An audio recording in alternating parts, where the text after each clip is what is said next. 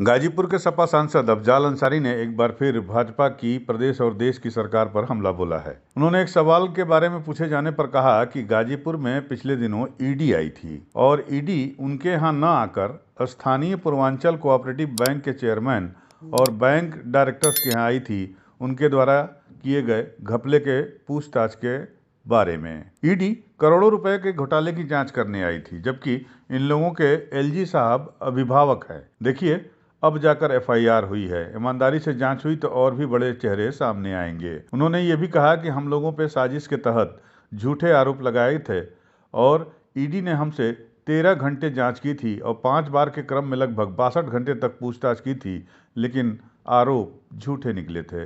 वहीं की तो आपको पता है कि ईडी आई थी जरूर, लेकिन ईडी की जांच में यहाँ कुछ भी नहीं मिला जैसा कि ईडी को बताया गया था।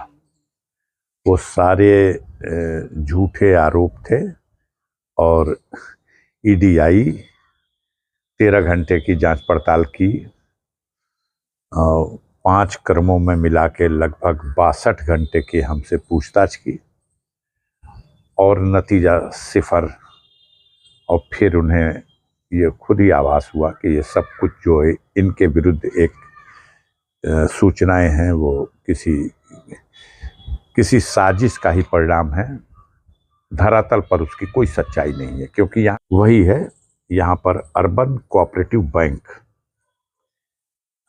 इसमें करोड़ों रुपया थी और बड़े गर्व से कहा जाता था कि ये कोऑपरेटिव गुरु हैं ये लोग।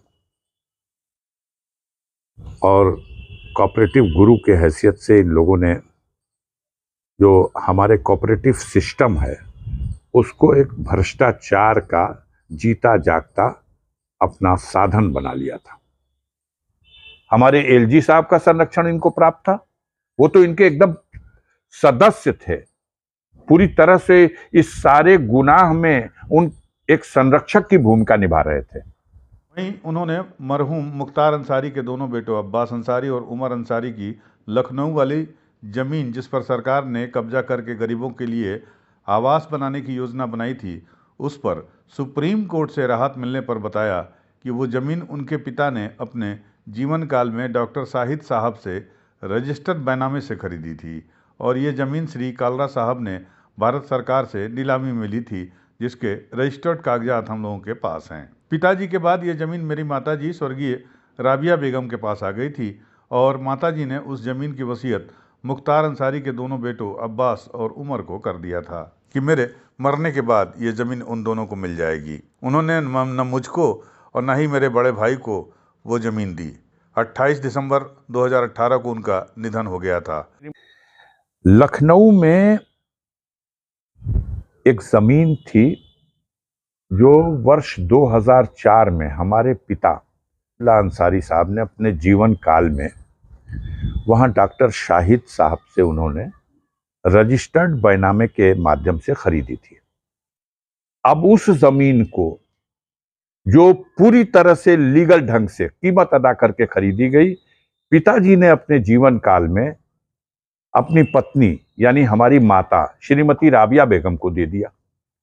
श्रीमती राबिया बेगम ने अपने जीवन काल में, मेरे पिताजी की मृत्यु हो गई 2006 में 29 दिसंबर को, और श्रीमती राबिया बेगम जो मेरी माता जी हैं, उन्होंने अपने जीवन काल में उस जमीन को अपने 2 पौत्रों के नाम से, जो स्वर्गीय मुख्तार अंसारी के बेटे हैं अब्बास अंसारी और उमर अंसारी, उनके लिए वसीयत लिख दी। एक रजिस्टर्ड वसीयत में कह दिया कि जब तक मैं जीवित हूं ये प्रॉपर्टी मेरी है, मैं जब मर जाऊंगी तो मेरे मरने के बाद यह प्रॉपर्टी हमारे इन 2 पौत्रों को मिलेगी उमर के खाते में।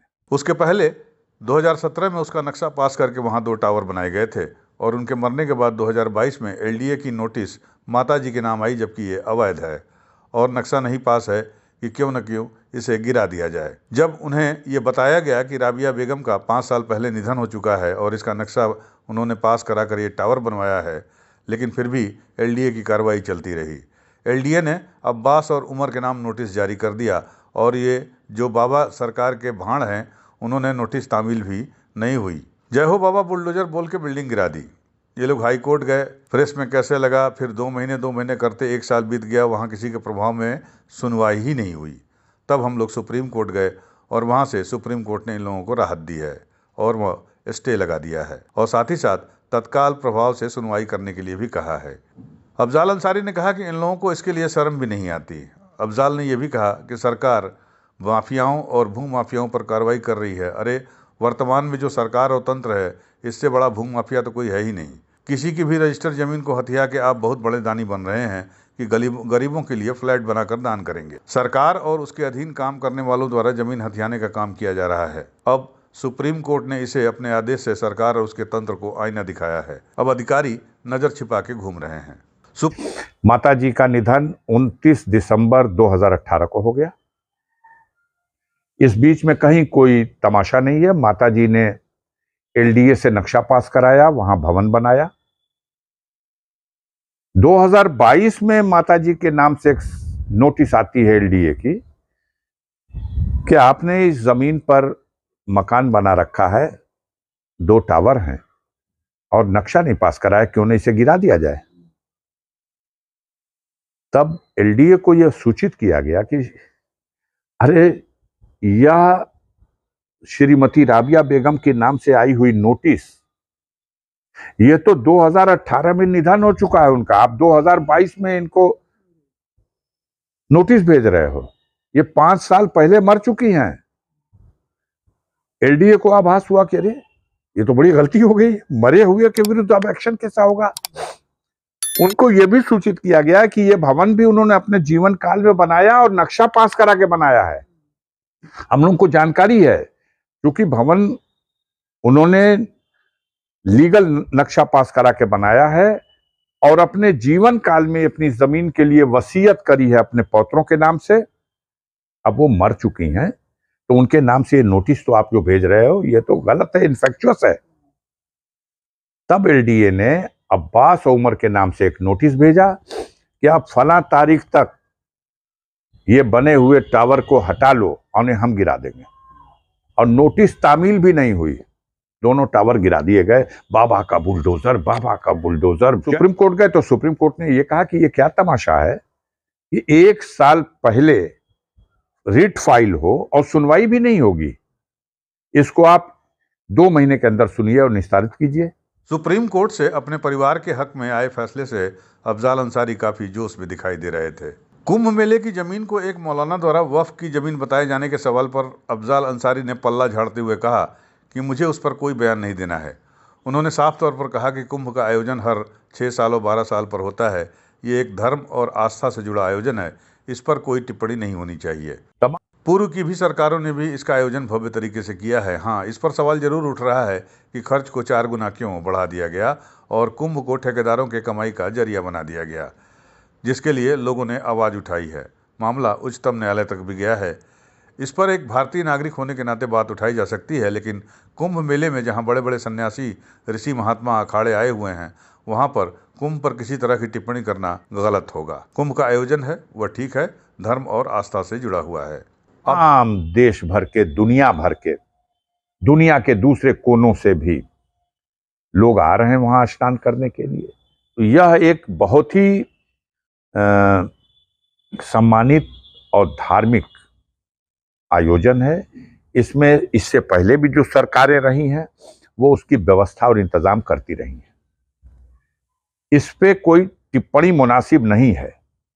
इतना जरूर सवाल उठ रहा है कि बजट जो 4 गुना बढ़ाया गया है, तो बजट का कहीं इस्तेमाल भी हो रहा है या लूट।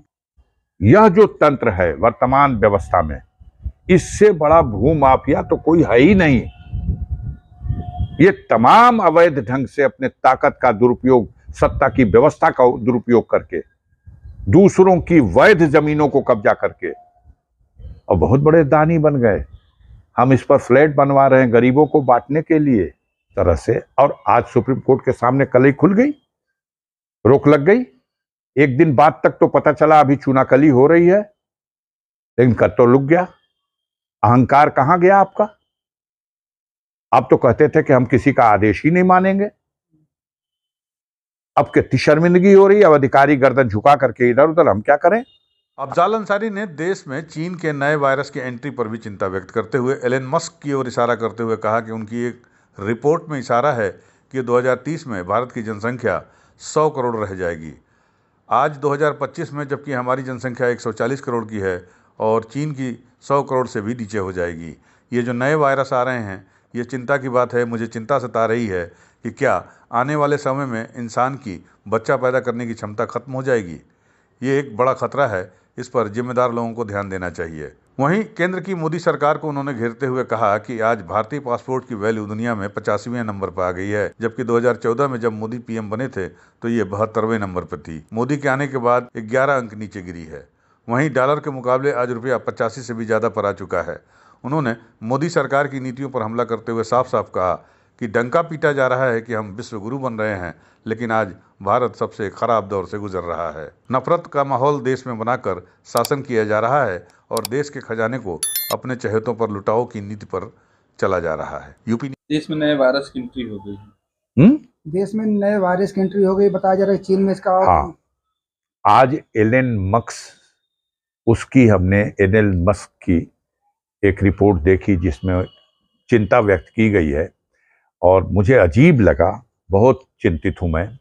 उन्होंने कहा है कि 2030 तक, 2025 है ये, 2030 तक भारत की जनसंख्या 100 करोड़ के आसपास रह जाएगी। मुझे चिंता हो रही है। आज हमारी जनसंख्या 140 करोड़ है, 140 करोड़ से भी ज्यादा है। चीन की जनसंख्या उसने कहा है कि 100 करोड़ से भी नीचे चली जाएगी।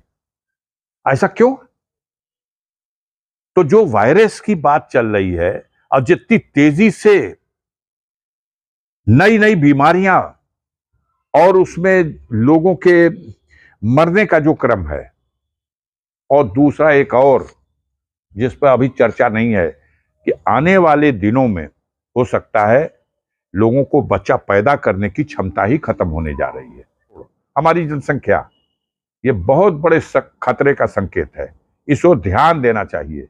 हमारे देश के इन महारथियों को जो देश की जनता को बेवकूफ बना रहे हैं, आज हमें शर्म आ रही है आपको ये बताते हुए कि भारत के पासपोर्ट की वैल्यू दुनिया में 50वीं रैंक पे आ गई, 85वीं। तो एक तरफ हम विश्व गुरु होने की बात कर रहे हैं, अपना डंका बजाने की बात कर रहे हैं, और एक तरफ तो लग रहा है कि मेरी भद पिट गई। इससे बुरी स्थिति में तो ये भारत कभी था ही नहीं। यूपी न्यूज़ 9 के लिए गाजीपुर से प्रदीप शर्मा की रिपोर्ट।